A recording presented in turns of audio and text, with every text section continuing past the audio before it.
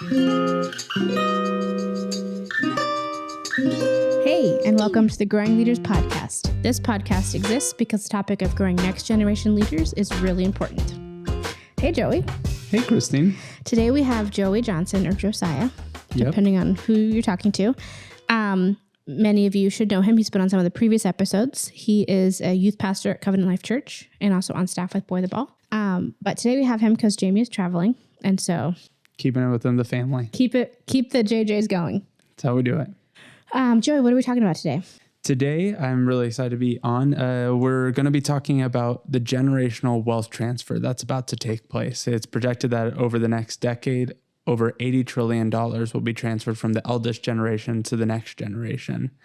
And so what that means is there's a huge amount of dollars that are about to be moving from the eldest generation, the boomer generation that cares dramatically about certain values, certain beliefs, certain causes, and is about to be transferred to the next generations, including the millennial generation, the Gen X generation, the Gen Z generation, who have wildly different causes, wildly different beliefs, wildly different convictions.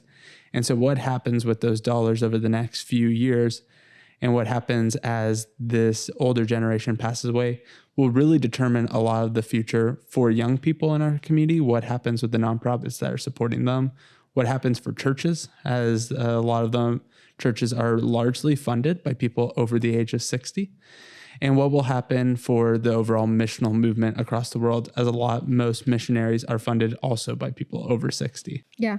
I think if you're listening and you're wondering, like, why is this relevant to me? I'm a pastor or a youth pastor, or I don't have money. Why would this matter to me? I think it's really important because a lot of the reasons you just said, but let's break that down. So a lot of missions giving and a lot of philanthropic giving is funded by a very specific age group. Not all, but a lot of it. And there's a massive wealth transfer happening as people are preparing their estates for the next season or passing away. And what's happening between the different generations is the values aren't the same. So if you find yourself in a position, whether you're a pastor or youth pastor, where you're mentoring, discipling, leading the next generation, you have a key role in shaping of their values and worldview that will shape philanthropic giving for the next 20, 30, 40, 50 years.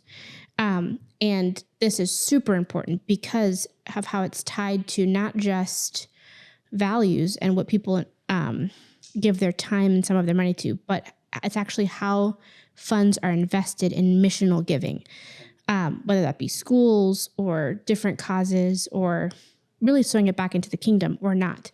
And so it's a really important conversation that we get to have today. And we'd love to hear your thoughts on it later. But Joey has a lot of insight in this as he does a lot of fundraising, grant writing, development work for Boy the Ball. And is just kind of out in the community. So I'd love to hear some of your thoughts. I know you have some data points that you have probably in front of you or that you know off the top of your head. But then we also have a really important guest on who is really key in this conversation also coming on later. And within the concept of what does this mean for the kingdom and for our next generation of believers, one of the key things that you see that keeps people from Jesus oftentimes is their funding and it's their finances. What happens for the rich young ruler is he's a young guy who just came into a lot of money.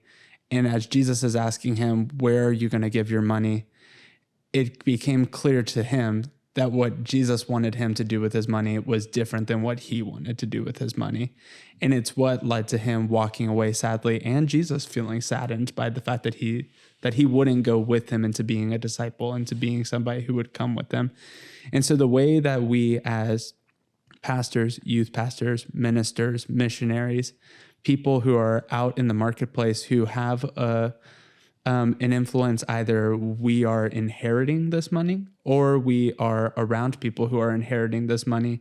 The way we advise people as this happens, which money often, a lot of the people who I'm around who are much older and who come from a great deal of wealth talk about how wealth destroys people. It's one of the leading causes of people walking away from their faith. And so what happens as we reach them to make sure it doesn't destroy them, that they could get in on what Jesus is offering them in this new playing field of having wealth and being able to be generous and be philanthropic and be missional with your finances. Well, and from what I've heard from people too in those situations is how wealth can be very isolating because you're in a situation that a lot of other people, aren't in. Specifically people with inherited wealth. So in like your parents pass away, your grandparents pass away, and then you inherit something, and then now people are asking you for money, or you have all this responsibility to figure out what to do with this money. And then no one else around you knows how to deal with that. And so it's very isolating. And so there's a preparing and a stewarding of people's hurts in that process. And so it's really, really important, the development of the next generation. But then also philanthropy is a big part of the kingdom and missions. Like we've talked about this on here before. There's those who will go and there's who will give. And there's a lot of work around developing of pastors or developing of people in the marketplace or developing of missionaries. Like there's lots of ministry schools. There's lots of things that prepare you to go and be a missionary. There aren't a lot of resources that prepare you to be philanthropic in giving and philanthropic in missions. It's a big part of it. And it's not that your only job is to write a check, but it's how to be involved in a way where it's beyond just writing a check. And it's a part of your purpose. And so with that, we have a really special guest today. Who do we have, Joe? Today we have Debra Potter. Debra Potter is somebody who we met probably a little bit under a decade ago. And she was leading community engagement at a really incredible church here in Gwinnett County, Georgia, called Perimeter Church, which is a church that really grew out of wild generosity. And as they grew from being a small church that was meeting at a school to being a mega church that had a huge campus and a huge following and a huge imprint on the community, they decided they didn't want to just take the money and build around themselves, but they wanted to be outward focused. And so Debra, along with Chip Sweeney and some of the other leaders at Perimeter Church, really took community engagement and revolutionized it and decided to not just stay within their four walls and move out of it. Debra has been a good friend to us, and within Boy at the Ball, we've seen her be a champion for young people, a champion for the community, a champion for people who may be forgotten. And now she has stepped into a new role with the National Christian Foundation, where a lot of her job is actually teaching people how to be generous and how to be generous to maximize the dollar for the kingdom. So we're really excited to be with Debra today. Well, let's go ahead and get to her. Let's do it.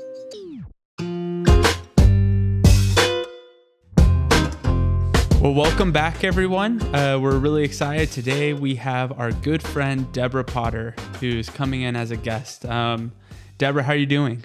I'm doing great. Thanks so much for having me today. Debra is, at this point, a friend of over half a decade. We met her here in Gwinnett County when she was working at Perimeter Church. But Debra, how did you get to Perimeter Church, and what's your story? How did you get here? Yeah, so my husband and I, we found Perimeter Church when we were not believers. We had decided we were going to have kids, and we knew that we wanted our kids to grow up around good people. So we decided we would swing by a church that my husband commuted past every week, just slide in there and see if there were good people there and check it out. And that morning we went and we sat way back in the balcony of the church, and their college pastor was preaching. But that morning, my husband and I both heard the gospel, and that morning our whole lives changed. Wow. And so we not only went once a month, we went every week. And there was a point that we were going to church, and I worked in a corporate environment as an events planner. And we had decided maybe it would be a good idea if I kind of switched out of that role and did something more local instead of traveling so much. And in the bulletin one week, it said, "Hey, we need an events planner." And I'm like, no way. So I would never have thought I would work at a church, but I came to work at the church. It wasn't an events planner job. It was actually an admin job, but that's where I kind of fell in love with serving. So my very first serving opportunity was at a juvenile detention center in Gwinnett. Oh, cool. And I got to sit with young women who had kind of had been what they were experiencing, the things that I had experienced as a young person myself. And I knew the brokenness that they felt really was just the absence of identity and knowing Jesus. And so I just began serving all the time. And at the church, they were like, it kind of seems like a better fit for you would be in our local missions department or community outreach. And so I made the switch a couple of years after coming on staff at Perimeter. And I served in community outreach for 16 years, working with our volunteers and our nonprofits, and met wonderful nonprofits like Boy with a Ball, and got to mobilize our youth. And it's been fantastic. But now I serve with the National Christian Foundation, and that's why I'm here today with you. That's awesome. I didn't know a lot of that. I like that a lot. I have so many questions for later. So then what's your role? What do you do with the National Christian Foundation? So my role is a generosity advocate. Wow. And so I get to serve alongside families and individuals who are wanting to be generous. And I just serve alongside them, pray with them. A lot of us have financial strategies like financial planning, but we don't have giving strategies. So just kind of trying to work with people to help them figure out their purpose and their passions, and creating that giving strategy so that they can give all that God's entrusted to them to build his kingdom and to reach people for Jesus Christ. That's great. So the topic today is, we're kind of, to frame the conversation, is passing on missional giving to the next generation. Yeah. And we actually had the idea for this episode after meeting with you several weeks ago, not about any of these things. It just kind of came up. But I know you have a lot of insight on some of the generational wealth transfer that's about to take place, what that means for the current missional giving generation, and how they feel about what's about to happen. And then this is relevant to everyone listening, because if you're listening to this podcast, you are in some capacity, whether it's in the marketplace or in a church, you're concerned or here to learn about developing the next generation. And so these are things the next generation is about to have to walk into. And so what thoughts or insights do you have on this topic? Or Yeah. So as I've been in this new space, coming off staff at our church and moving into the space of generosity, like you said, one of the things I kept hearing about was the great wealth transfer. And so as I've been learning about it, it really is trillions of dollars that are going to change hands, from the older boomer generation to Gen X and the millennials and down. And what that actually means for us, believers in Christ. What does that look like? There's a lot of dollars at stake, but those dollars can make or break the work that we're doing in the community to reach people for Jesus, to build, communities, develop communities, and see people flourish. If the next generation is not prepared to receive that wealth, if they're not spiritually mature, if they haven't been introduced to wonderful nonprofits like Boy with a Ball, if they don't know their purpose and their passion, those monies can go to places that their parents and grandparents didn't really foresee for what they wanted to give. And so trying to work with the older generation to kind of have those conversations now. What does it look like to bring along your kids and your grandkids and have them volunteer with you? Go out and serve together. What does it look like to share with them your heart and your passion for your local church, for the nonprofits that you're already involved in? Do they know what you're giving to? So kind of trying to help bridge their tender conversations. The older generation is feeling that urgency. They're hard conversations to even say, hey, we all know, but I'm getting ready to die soon. And I need to have this conversation with you because, I really love my church. I love this nonprofit that I've been serving and giving to all these years. And maybe you don't have the same passions as I do, but I want you to discover yours. So how do I help you discover yours so that when all this wealth does get transferred, you will use it for good. You will build God's kingdom. There's a statistic that I was writing an article for Boy with the Ball last week, and one of the statistics that I heard is the number one cause of people's prayer life decreasing is somebody's income going above $200,000 a year. That's Wow. viewed as the number one cause to stopping prayer. But even this was the other shocking statistic. 95% of church elders in the United States make over 200,000, which means that most church positions are being taken by people who are known for praying slightly less. And so there is a process at the same time that as the wealth transfer happens, it's people who haven't been prepared for what it means that you have this asset. And it's not an asset to take the place of God, but to serve God. So then one of the questions that comes up is, if I'm me and I'm my age and I am coming into an incredible amount of wealth, it feels like it would be too late to come to me as soon as I've gotten the wealth and start telling me about the value of generosity once it's already in my checking account. It seems like that would need to happen much earlier for that to be really effective. So how would we do that? What are your thoughts on that, Deborah? Yeah. So I think one of the most pivotal moments for me was a friend of mine had invited me to her home with some other women, and I was really young. But she said, "Hey, I'm hosting this Journey of Generosity retreat at my house.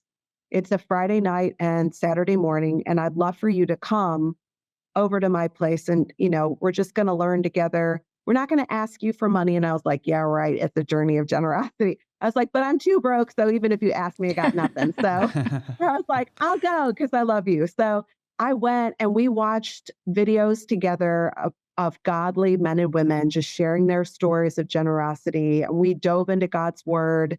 We took time to reflect and pray. And I will never forget the one video I heard was a couple that talked about every year we all as Americans get a standard of living increase.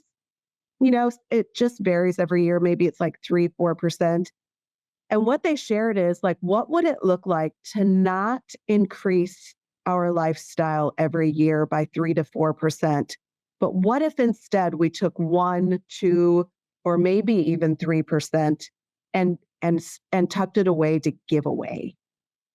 We didn't increase the things we could buy or the lifestyle we lived. We decided instead to give a percentage more away each year. And I was like, I can do that. Like that's doable for me. Mm-hmm. Yeah. So I think that's one of the ways. I was so glad I heard that because like I said, my husband and I were newly married. We really didn't make a lot of money. I mean, just tithing was a super hard thing for us to do. And at times it was really tempting not to. But Joey, like you just said, that's faith. Like that's the that's the point where your faith gets tested when it's easy, or I should say tempting to pull back your giving Mm-hmm. is when you're fearful. You're like, Yes. dang, we had to change all the tires on the car. Like that was a lot of money. And we're like living kind of paycheck to paycheck. Yeah. Maybe if that God would understand if we just didn't tithe this month because we had to buy all the Mm-hmm. tires. You know what I mean? But it's like living out in that and having that prayer life, knowing that God owns it all of it's his, and trusting that he's going to take care of you. Right. So yeah, I think that journey of generosity was like one of those aha moments for me Mm-hmm. where I was like, wow, okay, that's doable. I love that. So That's practical.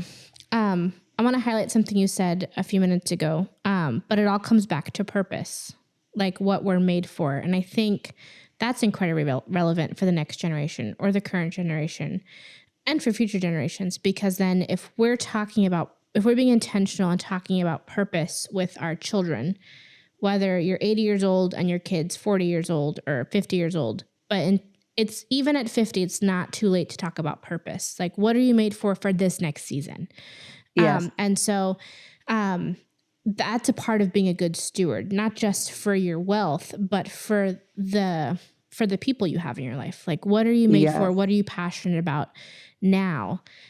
Because then if you're having those conversations, and in my opinion, I'm by no means an expert. It struck a chord with me as you were talking.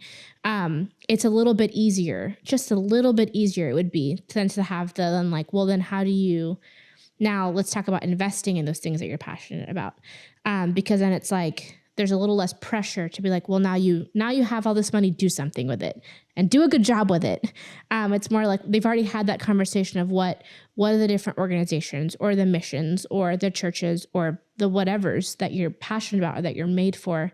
And then learning to connect the dots, because people often think their job is their purpose, but it's not. It's something you do. Oftentimes your job can be how you walk out your purpose. Like, I know a part of my purpose is the development of people, but then also to be a counterbalance. So if I find myself in a situation where everyone's always agreeing with me, I know I'm probably in the wrong place. And so I can enact that, though, in almost any job situation. So it's just like, how am I walking out my purpose in my job? And then how does that align up with then what are my values or the things that I value? But then I love what you said about the 1 to 3, 4%. Like that is something. Like, I work for a nonprofit. My husband's a teacher. We by no means would be considered wealthy by anyone's standards. But that is something that we've actually talked about since you mentioned it when we spoke last month, was like, that's something we can totally do. Like, we try at the end of the year to give to different organizations that have invested in us. But we can increase our giving by 1% every year to each the 4 organizations that we give to. That's totally something we could do. And it's just like a really practical, and then that's something that as our kids get older will help them. They'll choose with us. Like, well, what do you think? We have this amount of money. Who should we give it to? That really struck a chord with me. I think that's like just really practical advice. There's one of the things that I am reminded of in this moment is that actually some of the way we teach generosity will be a huge part of determining the salvation and the process of the next generation knowing Jesus in an active way.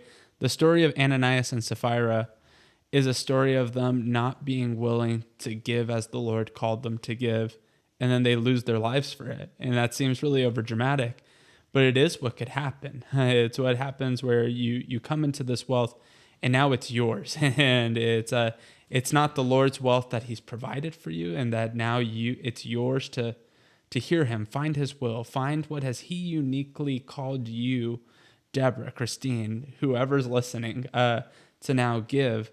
And because then there's a sense of, this is mine, and there's an entitlement to what we miss out on the beauty of the community that he's called us to, and the adventure and the mission of what he's called us to. There's a few things that, just questions that come up. What are the key differences between how that you're seeing in how an older generation is giving and how a younger generation is leaning towards generosity?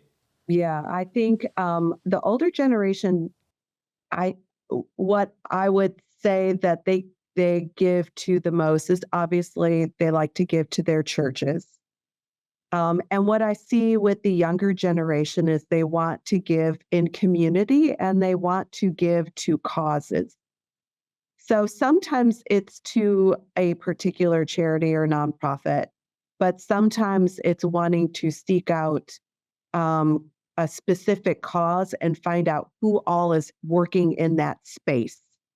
Um, some of the things that we see is like there's organizations that rally, in particular, women together to give together because they like the power of pooling their resources together to give. Um, I think what I've loved the most, and this is what I love about Boy with a Ball, what you all do is, as you're working with young people, you are helping them explore different facets of who they are, what they're passionate about. The younger givers are very hands-on. They don't want to just give their money. They want to be a part of making a difference. So where our older generation may just then checks, the younger generation wants to touch, feel, and experience it. They want to be a part of what God is doing. They really want to be the hands and feet and be out there doing the ministry as well as giving to the ministry. So that's what I see a lot. I think the other thing when we talk about generosity overall is something you said, Joy, triggered it in my head is like the different buckets of our generosity. It is definitely the financial, but we also have, like, when we're thinking about our giving strategy, it's what am I going to give my money to? What am I going to give my time to? And what am I going to give my expertise to? Because there's some things that, like skills that God's given us, that we can leverage on behalf of a nonprofit, that the nonprofit definitely needs. Sometimes even more than the money. Sometimes, like, yeah. Anyways, I could go off on, but and sometimes, your time is a commodity you will never get back. You can make more money, but you can't make more time. So that's where you also need really expert stewardship. And, and when we're thinking about all of what we're talking about, it's all stewardship. It's understanding that everything you are and everything you have is God's. Like, Yes. we are the, I guess what we could, I mean, we call it stewards, but it's like we're the financial advisors for God. He's given us all of these things in us, and we are trying to make the most expert decisions on where they all go. Not a minute of your time should be wasted. Yes. Not 1 ounce of your skills or expertise should be wasted, and not 1 penny of the money that He's given to you should be wasted. And so it's looking at your whole life through that lens and trying to be an expert in stewardship of all that you are and all that you have. And that's really challenging. Um, so like the conversations between the older and younger generations is that generosity with the time and the conversations, Mm-hmm. like carving out the time to have the conversations with the younger generation. And like Joey, what you're saying, doing it now. Like, what do we do now to prepare the next generation? My husband and I, there was a youth trip that our church was having the kids go out on, and it's an expensive retreat weekend. But as my husband Todd and I think about, like, what does it look like to be generous now? We want her to be ready someday. She's young now, but we need, when we're ready to pass away and we transfer anything to her, it is vitally important that she's spiritually mature. Mm-hmm. So part of our generosity and our giving is to ensure that she goes on those church retreats so that she's being poured into and raised up to be spiritually mature. Like, we have to be very diligent and intentional with her spiritual walk and her spiritual journey so that when the day comes, she is prepared to be that expert steward. Mm-hmm. But sometimes we don't even think about it in the moment, like what has to happen right now. Right.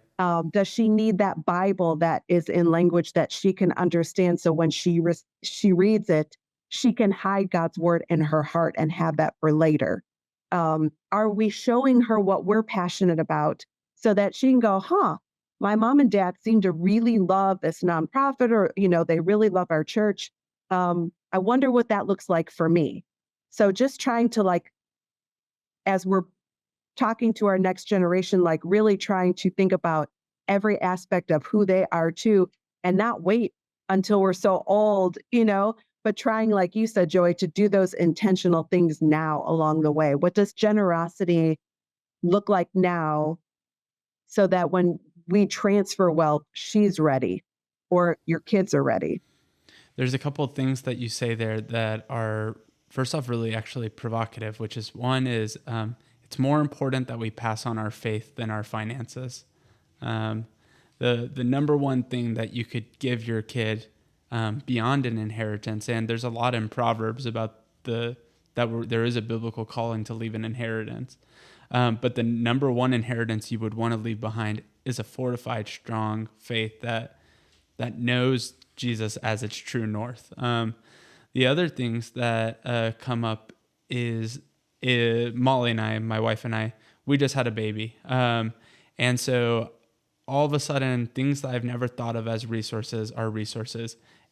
The ability to have a free 10 p.m. to 6 a.m.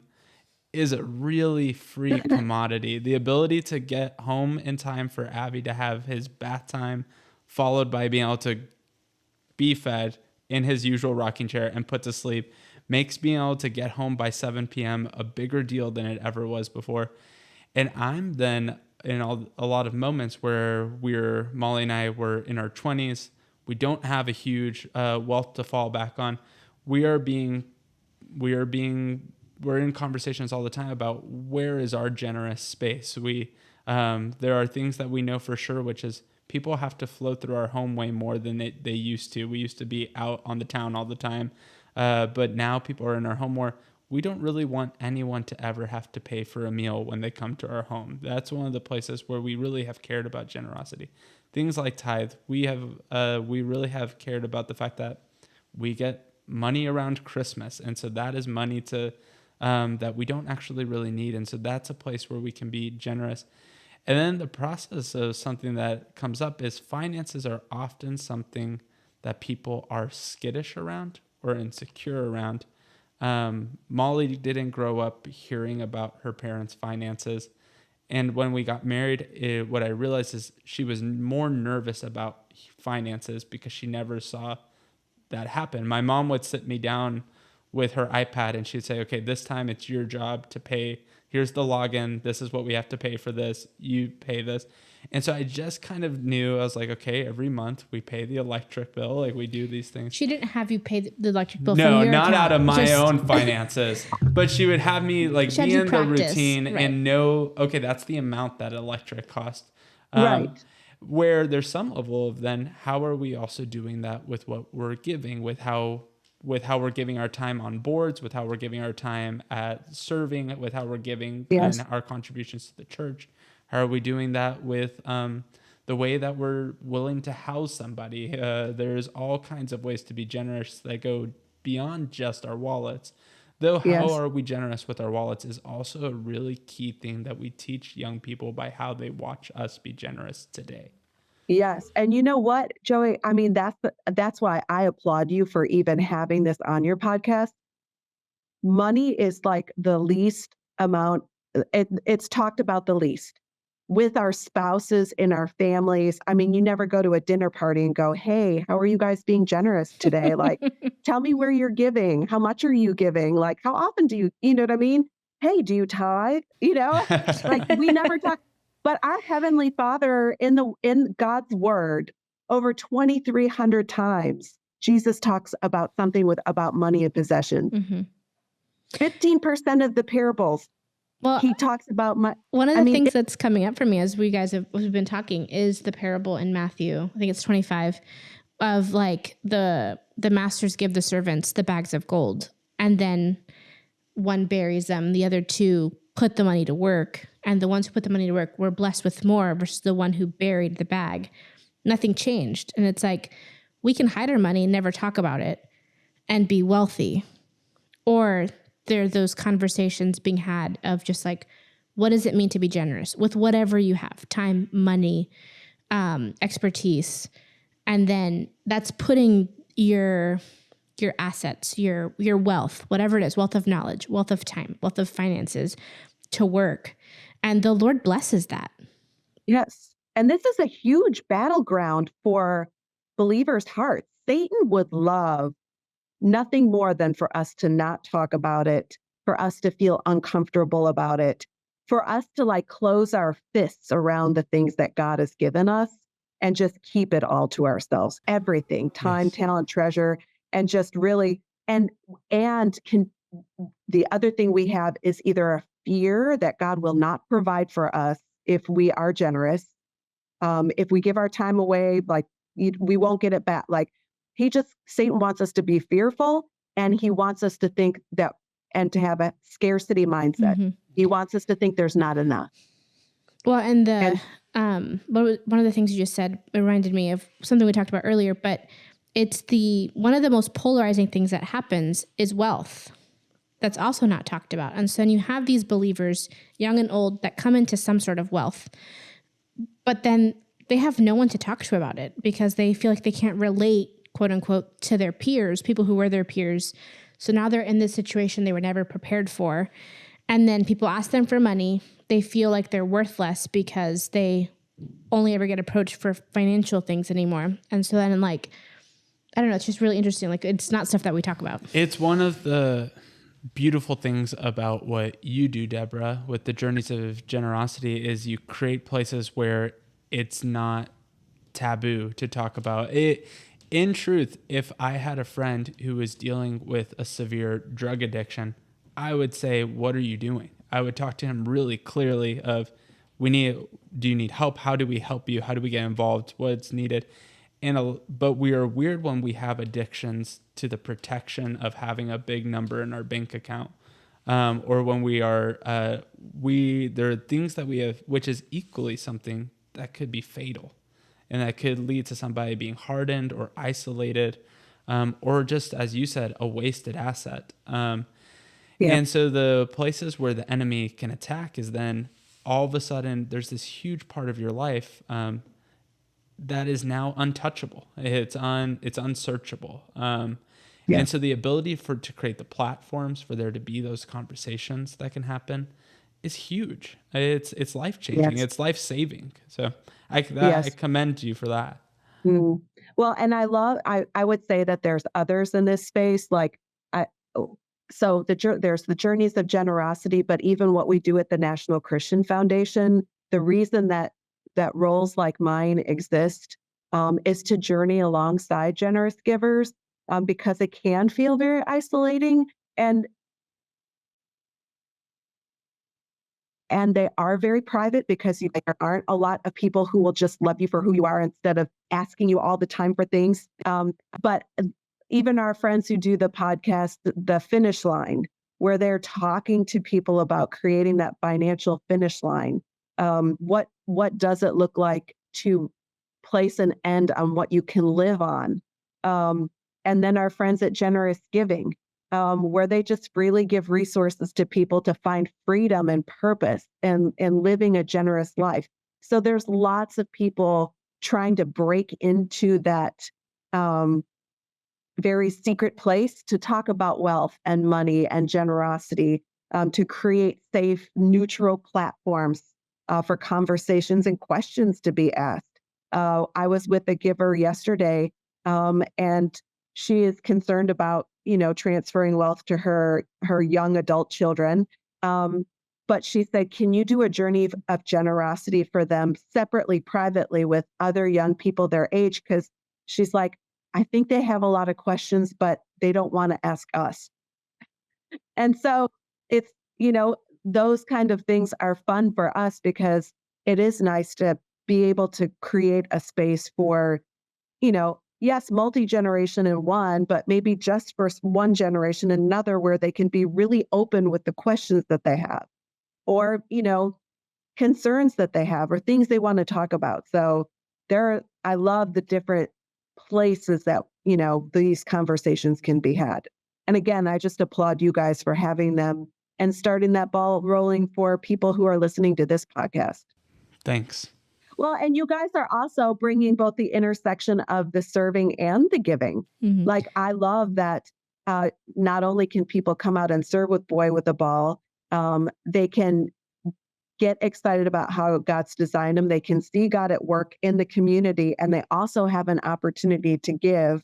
So it's like you're allowing them to like really just blend or intersect all of those things in one. And that's exciting. There is one of the connections with Perimeter Church, there was a set of daughters that came through a summer serving conference that Perimeter hosts called Rush. And they came out, and it was supposed to be just a 1-week serving opportunity. But at the very end, we always tell all the kids, we do this year round. If any of you guys want to participate year round, we'd love to have you. One of the daughters fell in love with it, came every week, rose for years at a time, to the point where I remember getting teary-eyed when she graduated, realizing she wouldn't be there every week from then on, and became the leader of one of the leaders for a young girls group that happened in the community. Was beloved by us all. And in the process, we met her parents. And then as she graduated, we got a donation from the parents that said that all it said in the acknowledgement is, this is for our daughter who has learned how to serve here. And there was it was great because then we also got to send the acknowledgement letter to their daughter, then they got to see how their parents were backing their play as they were seeking to be generous. As the daughter, who Yes. we always say there's people who can give and there's people who can go. As the daughter could go, then her parents backed her up by giving, which then has led to I wrote a recommendation for a job that the girl was applying to this summer, and the relationship has continued, and she's going into a ministry role this summer, and there's a generous spirit that's been built into her now. That's just part of who she is. That really came Yes. from the fact that her parents backed her play. When she found something that the Lord had put on her heart that she came alive in, they backed her play. Yeah, that's awesome. It's a great story. What I was about to say before Joy said the very important story that he said, that what I'm going to say is not very serious. We have not paid Debra to talk about Boy the Ball on this podcast. No, it's fantastic. No, that's fantastic. But it just goes to show, like, when you were asking in the beginning about like the difference in the generation, I was in a training and I heard that this older generation, the boomer generation, gives more out of obligation. If they're asked, they feel guilty, they give, and then they don't stop giving because they feel like they're obligated to give. And this younger generation is not that way. They're giving out of the things that that are setting their hearts on fire. When they feel like God moving and using them in real ways, they're going to give, and that's how their giving is going to look. So it's more experiential than the older generation is. And I think as we consider interacting with this new wave of givers and when the wealth transfers, just keeping that in mind. The other thing that is very interesting is women are inheriting a lot of wealth. They already control a lot of wealth. And the reason that's different is women are now, they own their own businesses. It's just scientific that men die before women. We have a lot of really young widows. They're inheriting a lot of wealth from their parents. And so now we have women in control of a lot of resources. But by God's design, their hearts are just for the world and for caring and for compassion. And so they're really seeking out ways to wield that wealth for good. So they're really trying to plug into the heart of God, connect to their purpose and passion, and really connect that and let that purpose and passion fuel the giving. And so that transfer is going to prayerfully take, a huge, beautiful toll on our world, to build God's kingdom. So that's exciting too. One of the statistics that I'm looking at right now says that by 2030, 2/3 of the wealth in the United States will be held by women, but currently only 20% of assets about teaching generosity are tailored to women. Correct. That was what I was going to think. I was like, I feel like a lot of stuff is tailored more towards men. Correct. Yes. And honestly, that's definitely one of the reasons that I felt called to move into this space, is because more women need to be in this financial generosity wealth space to talk to women about the assets they're going to control. It's not that men can't, but I've also read statistics where when the wealth is, transferred, or they leave their financial advice, the financial advisors that were the advisors to their men or the husbands in the family, to seek out a female counterpart to help. So it's going to be important to walk alongside women. I know at my church at Perimeter, we are creating spaces for women to have those conversations with one another, because, it's not intentional, but for example, my husband does our finances in our home. But when my parents got really sick and I had to take power of attorney of all of the things going on in their home, I was not equipped to pay all the bills, to look at their estate, like figure out the stocks and all the things. And I realized in that moment, I need that equipping for me. Mm-hmm. Like I need to seek that knowledge out for myself, because it appears to me when my parents do pass, I'm going to need to be equipped to be a steward of all that they have. And I need to find out. I mean, I'm starting to find out, like, they love their little church and they're really passionate about this little prayer garden that they have at their church. And I want to honor that legacy. Right. And so I'm going to be thinking about how I can continue on that legacy for them when they pass, but it had not even occurred to me until something happened, like to your point, Joy, until it was almost too late, that I was not equipped.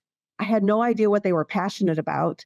And so if any, now I need to like prepare myself for when that happens for me personally.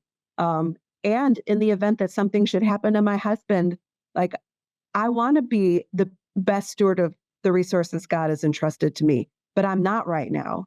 And so I need to be equipped, not just to have all this head knowledge, but I genuinely want to be a good steward with the resources that God has entrusted me with. So yeah, it's a lot of moving parts with all of the things. Well, thanks for joining us. It's been a really important conversation, and we'll definitely have to continue it. This is not going to be a one-off. But thanks for joining us today, Deborah. Thank you, guys. It's great to talk to you, Deborah.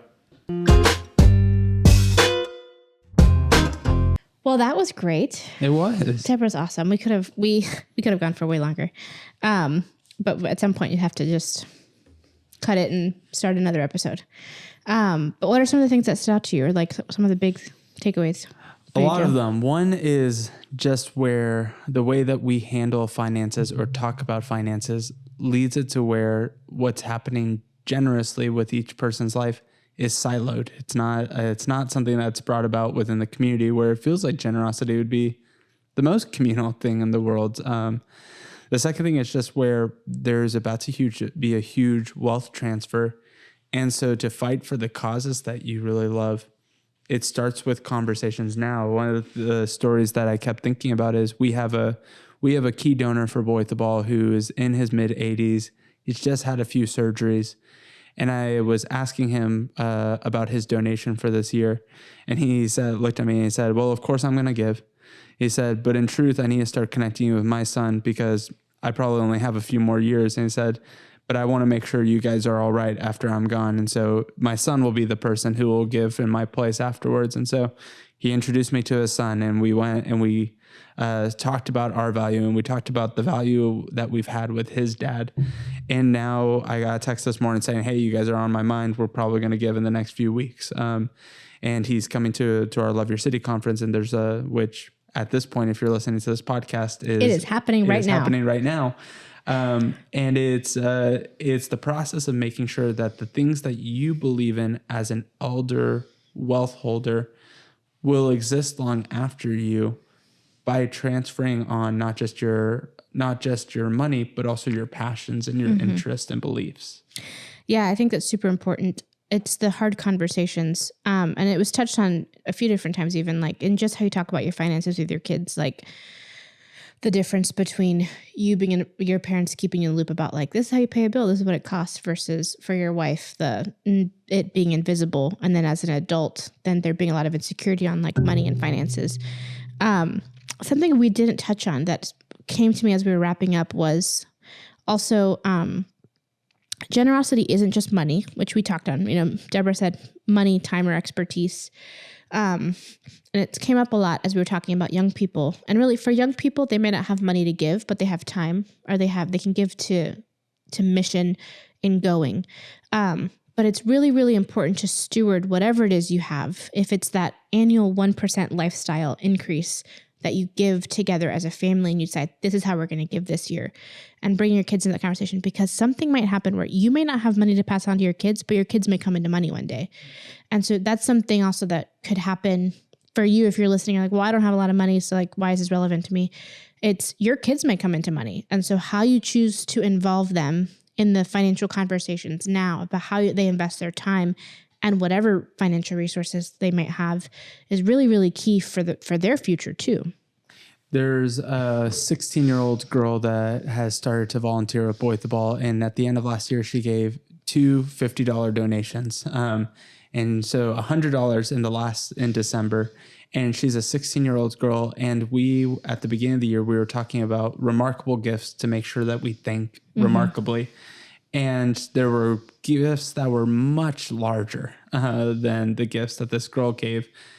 But the fact that she was a 16-year-old girl And gave $100. and gave $100, which when I was 16 years old, I certainly would not have given $100 away. That we felt like that was remarkable. And so even as somebody who's not a parent or who is not thinking as a youth pastor anyway, just as a group that is around this girl, recognizing she functioned generously, we took her out for boba, and we wanted to make sure, hey, we were so thankful for what you did. What you did was amazing. It's the widow's mite. It's the 2 cents, but it's all she had. And it was a huge deal. And so learning how do we perpetuate what we celebrate. And so how do we celebrate when people have the Father's heart is a big deal. With that, we have something really important coming up for young people. So for the next generation, and this is a way you can steward a generosity in your young people. We have Camp Overcomers coming up in 2 weeks. So if you're listening to this, it's coming out June 1st. Hopefully you're listening to us. It's coming out if you're not at our conference. But the week of June 18th, camp starts. And it's a place where young people come to learn to serve, which is where they learn to give their time. So there is some cost to camp, which is another, Deborah was saying, that you're investing in the development of their hearts, their kingdom hearts. But then they're learning to serve. So they're learning to be good stewards of their time that they do have. Is there anything else you say about camp? It is the place where it's where we said it says the more important than transferring on your money is transferring on a strong faith. And it's a place where we have seen, for me as somebody who pastors a youth group that goes to this camp, it is one of the places where young people's faith comes alive and they find the spark of what it looks like to hear the Lord's voice and follow him into missional living in every part of life. And so as a youth pastor, as somebody who is responsible for young people's faith development, I can't endorse a camp enough. Yeah. So if you're a parent of a young person between the ages of like 12 and 20 approximately, really 7th grade to freshman year in college, we'd love to have them. If you're a youth pastor and you find yourself like, oh man, we wish we'd had something to do summer, it's still not too late to join us. Just reach out to us by email, info@boytheball.com, go to boytheball.com, or go directly to our camp website, campovercomers.com. Excited for you to be there.